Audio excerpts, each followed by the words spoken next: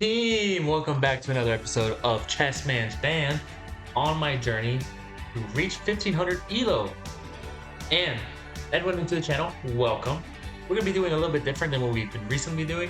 In the past, I don't know how many videos, I've just been recording live games.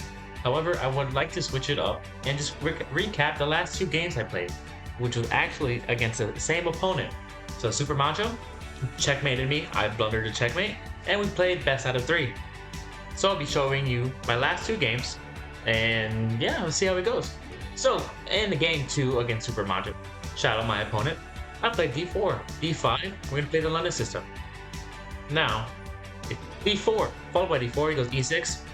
The opponent d6 is activating the bishop potentially. d6 is not necessarily the best move, because it blocks in your bishop. However, no, it doesn't mean he's losing.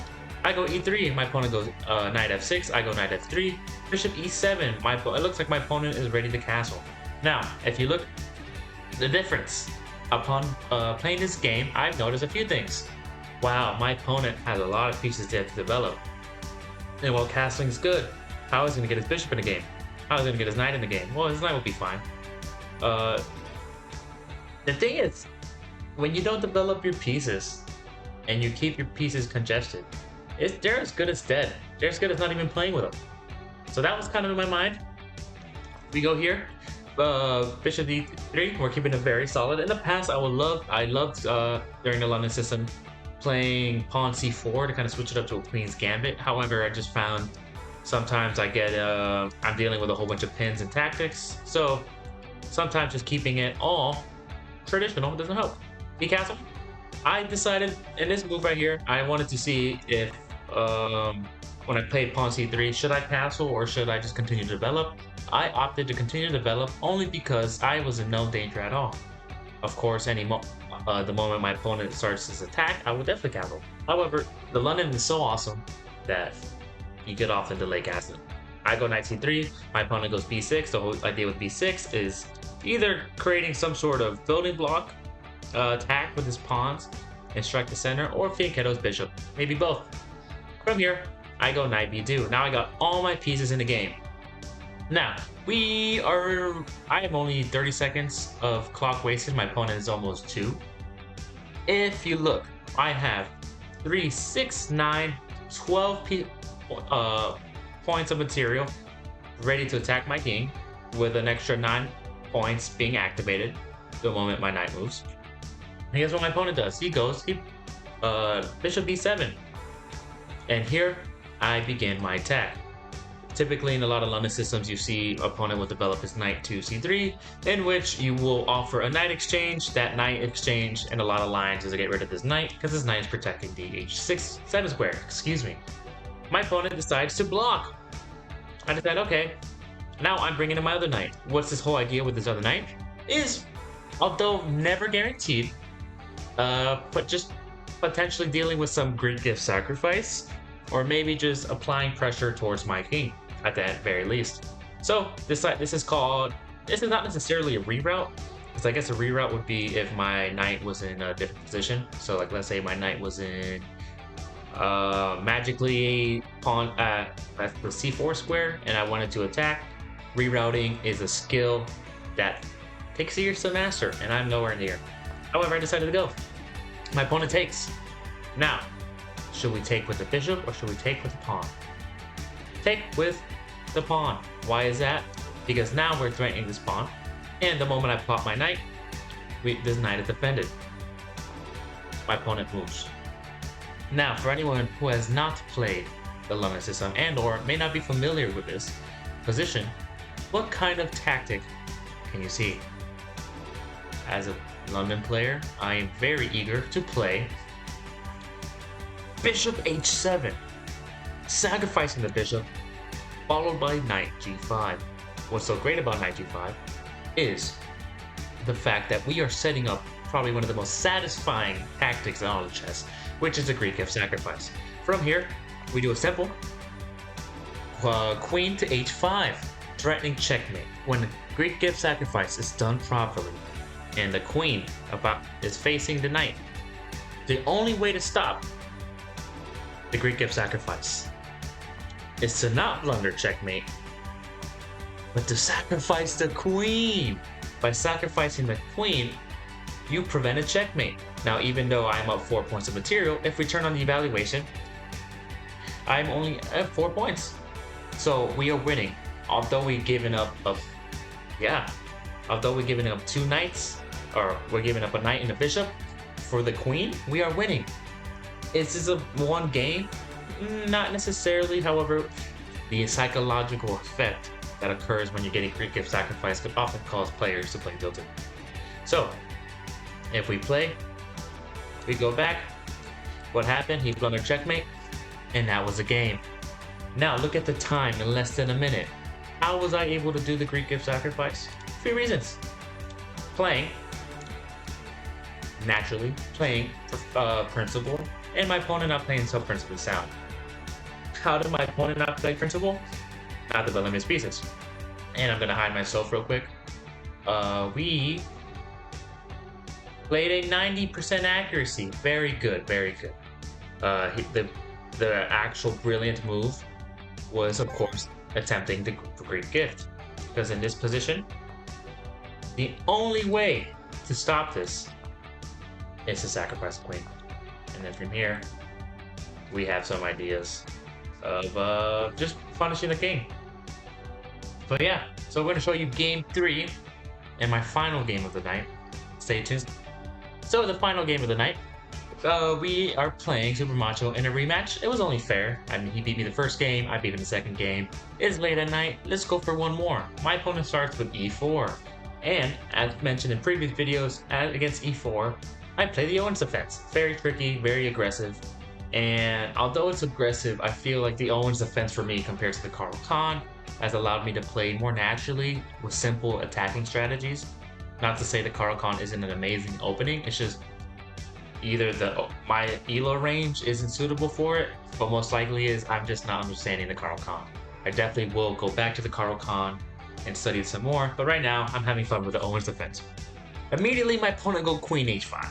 Now, why is he going to queen h5? Because in the previous game, he checkmated me with an early queen attack. Can you believe it? It happens. I go g6. A simple move in my opinion. We're going to kick out the queen and allow for quick develop. My opponent goes queen h5, now putting pressure on this f7 square. I now develop my bishop. The whole idea with the bishop is I want to move out the knight.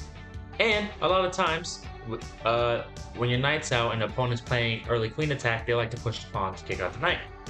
However, I wanted to pin this pawn to the queen. My opponent defends the pawn.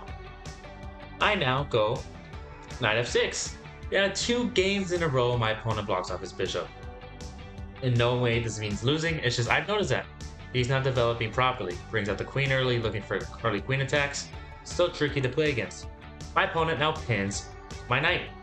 Now in this position, I decided to go g7. Let's just reinforce the knight. Now we have 2 defenders versus 2 defenders. My opponent takes it, now I take. My opponent goes c6, and I castle. Now we're very safe. The likelihood of being checkmated in this position is very low. My opponent goes knight d2. The whole idea with knight d2 is preparing some sort of castling. I go e6. The whole idea with e6 is now I want to maintain vision on this bishop and potentially access my queen out and create some sort of counterattack or counterplay. My opponent goes g3. The whole idea 3d.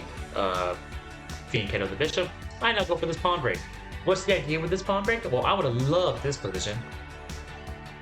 Pinning, and I thought this would be a skewer, which is what happened in the game. However, my opponent blocks with the knight. I now move it back. Now, this is a little tricky, right? Because let's say I were to take. I'm like, oh, this is an even exchange, and I saw this, and I'm proud of myself. If I would have saw, if I wouldn't have taken, what happened in this game? Excuse me. What is it? Okay, what I saw in this position was, let's say I decided to make a developing move, which I thought my opponent could take this with check. Because if he doesn't take, let's say I decide to take with the queen, he's up a queen.